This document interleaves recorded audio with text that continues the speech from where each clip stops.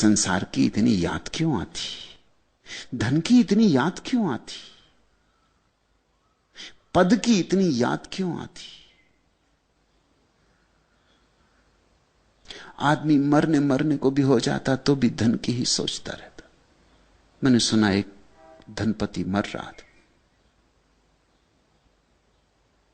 आखिरी घड़ी उसने अपनी पत्नी से कहा मेरा बड़ा बेटा कहां है? पत्नी ने कहा आप चिंता ना करें, लेटे रहें, बड़ा बेटा आपके बगल में बैठा है। आंखें धुंधली हो गई हैं, 80-85 साल का बूढ़ा है, दिखाई भी नहीं पड़ता, सुनाई भी मुश्किल से पड़ता है, उठ भी नहीं सकता। चिकित्सकों ने कहा यह आखिरी रात है। उसने पूछा और छोटा बेटा? कि वो भी बैठा हुआ है तुम्हारे पैर के पास, तुम चिंता ना करो, तुम आराम करो। और मझला बेटा? पत्नी ने कहा वो इस तरफ बैठा हुआ, हम सब यहीं हैं, सारा परिवार यहां मौजूद, तुम चिंता ना करो।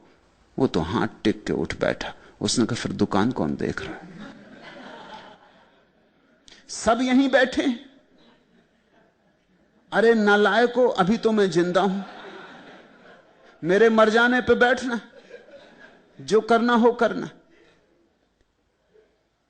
अभी कुछ तो मेरा ख्याल रखो, अभी मैं जिंदा हूं, अभी मैं मर नहीं गया हूं।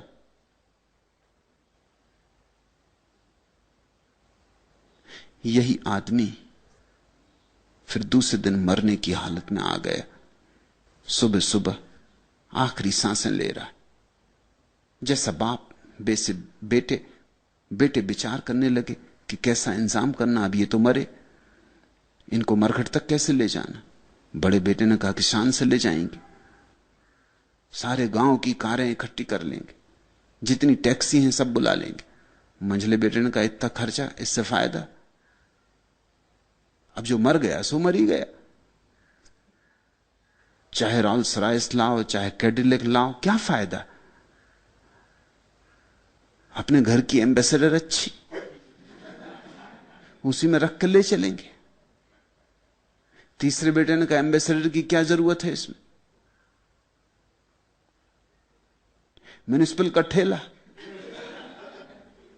बाप ये सब सुन रहा है, बाप उठ के बैठ गया। उसने कहा मेरे जूते लाओ, मैं पैदल चला चलता हूं।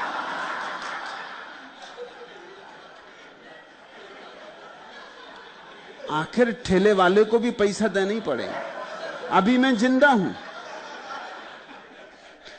आदमी क्यों धन का इतना स्मरण रखता है? क्यों पद का मरते दम तक पीछा करता है? मुरारजी भाई देसाई को पूछो, 82 साल, मगर एक ही बात प्राणों में अटकी रही, पद पद पद। कैसे भी मिले, जीते जी मिले तो ठीक, मर के मिले तो ठीक, मगर पद मिले। आदमी क्यों धन पद संसार के लिए इतना स्मरण करता रहता? ईश्वर को स्मरण करने के पहले इस स्मरण को समझना जरूरी है। इसकी समझ जितनी गहरी होती जाएगी उतना ही ये शिथिल होता जाएगा। अगर आंख से ठीक से देख लिया कि मैं धन की क्यों आकांक्षा कर रहा हूं, अगर ये बात समझ में आ गई कि धन की चाह में सुरक्षा की चाह है,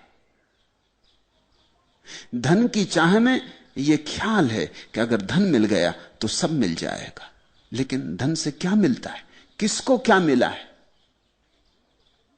अगर तुम्हें यह दिखाई पड़ गया कि धन से कभी किसी को कुछ नहीं मिला और धन से कभी किसी को कुछ नहीं मिल सकता है, यह झूठी यात्रा है, तो धन का स्मरण धीरे धीरे अपने आप अवरुद्ध हो जाएगा।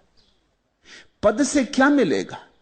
पद वाला वैसे ही मर जाता है जैसे पदहीन मर जाता है, और पद वाले कब्रों में पड़े जैसे पदहीन कब्रों में पड़े। मृत्यु सबको एक सा पहुंच देती, फिक्र नहीं करती कौन प्रसिद्ध थे कौन अप्रसिद्ध थे, कौन शक्तिशाली थे कौन शक्तिहीन थे।